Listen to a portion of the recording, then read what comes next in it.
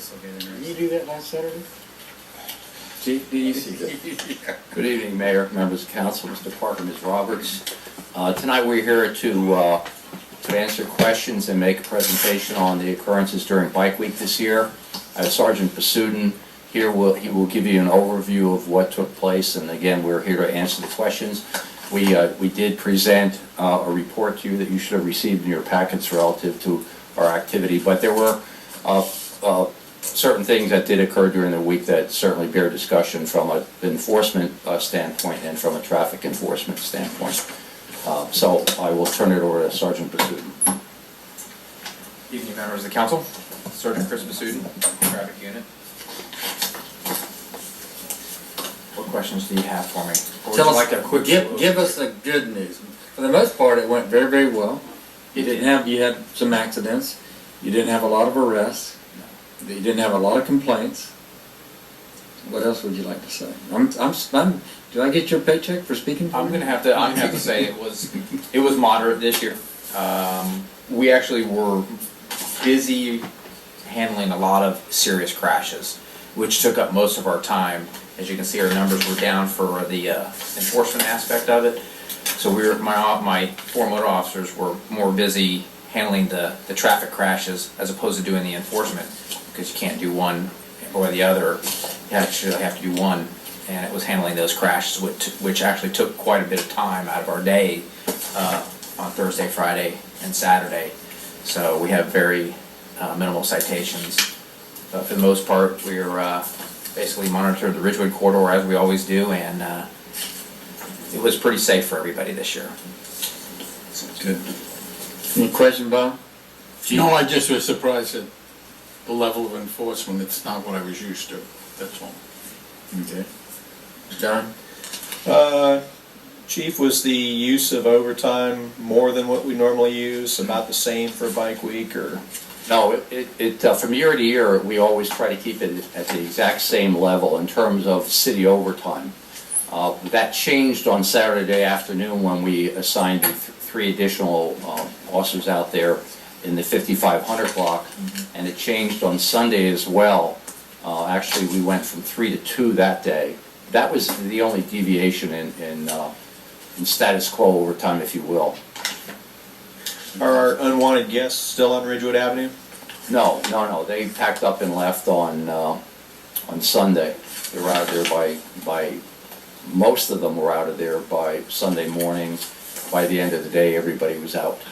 So, Let me answer that kind of differently. We have received a report that a guy is sitting in a lawn chair in that area, which but we do not know if he is or is not of that group. potential lookout maybe? That's potential. So we have received that report just today. Okay. We'll check that out and verify whether or not that is a member of that family.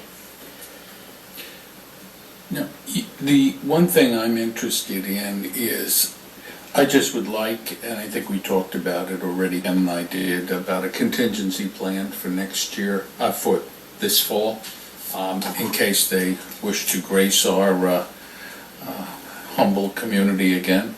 I would like to have, Yeah, and we will, I think that it'd be good to brief the council on any of those contingency plans to make sure that we have all of our elements. And if you noticed in the manager's material, and I've already talked with community development concerning certain revisions in the land development code, and then we will have that discussion with the city attorney on whether or not, or how do you do it, not necessarily whether we can do it, it's how do we do it. But then the whole discussion, and again, coming back to the council related to this whole discussion that Daytona uses related to inspections of rental property when occupation licenses have expired and people have come in to occupy a structure. That's going to be, that's a good method, and we've had some discussions about those types of inspections in the past, and we got some fairly violent reaction from some property owners. I think, if some people will recall, I think Alan, you were here, and Bob, I think you were over at the PD at that time in the late 90s when we suggested that. And so I think it's going to have to be a discussion that here at the council about how do you do it and what do you do it under and all of those items. Okay, the other item that, and again, I'm speaking very specifically to some of the enforcement activities.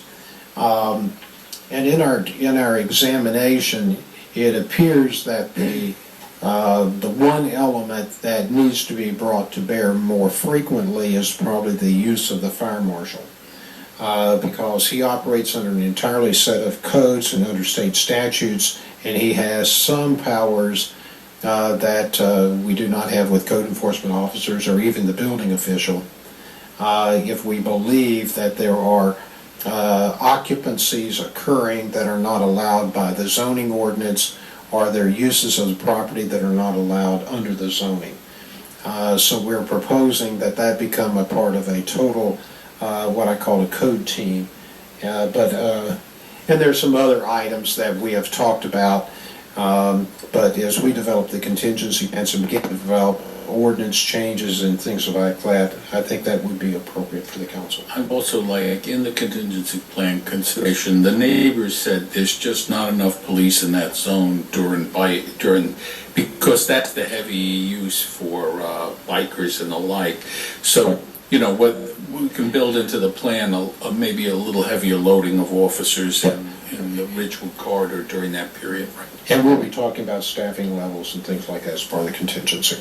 I think what the chief said on Saturday was, if he had known, to be, it had been properly planned, then they could address it. And I think being able to get within, so you know it's going to occur, let's change the codes, let's have an enforcement policy, let's allow the city attorney to work with them to make sure we have whatever implementation. And if we have to go through the code enforcement, because if you, and speaking on Saturday, it just didn't occur on that piece of property. They acquired and utilized other properties across the street. They had permission from the owners. We have got to make sure we address the issues, because it's not just a single thing. It's multiple to be able to enforce it and do it correctly, legally, to be able to do it. Right. And you need to enforce it, as the chief will well tell you. You need to strike immediately before the numbers build. I mean, because, I would not have recommended doing anything on Saturday other than waving, because you were badly outnumbered. Well, you went through one. Yeah. You were in your tenure. You went Yeah, through but we had quite an experience. If you remember, we had 50 officers with tear gas and everything lined up on Ridgewood. We had ordered them. It was high noon, I believe they were. It was. And then they all got together and rode out as a team, and then they got angry and threatened to get even with the entire city government, because little to their knowledge, FDLE, state police, and everyone else was waiting on their route, and they all got searched and stopped. It was an interesting. Yeah. The best part of that story was when the guns, the knives, the drugs were in the gutter, and they would ask them, "Is that yours?" And they say, "Not mine." Yeah, the street was littered with weaponry, and we took pictures of it to show the officers what they were really facing. Okay. Bob? Are we talking, I missed the introduction, are we talking about the specific incident with? What you talking about? We're talking about bike week in Bike week in all general. of it. I read the report, I don't have any questions. We did have one fatality, correct? Yes, that occurred, I think around 10:30 on, was it Thursday night? Thursday night. It was actually a pedestrian that got hit by a motorcycle. Yes, it was.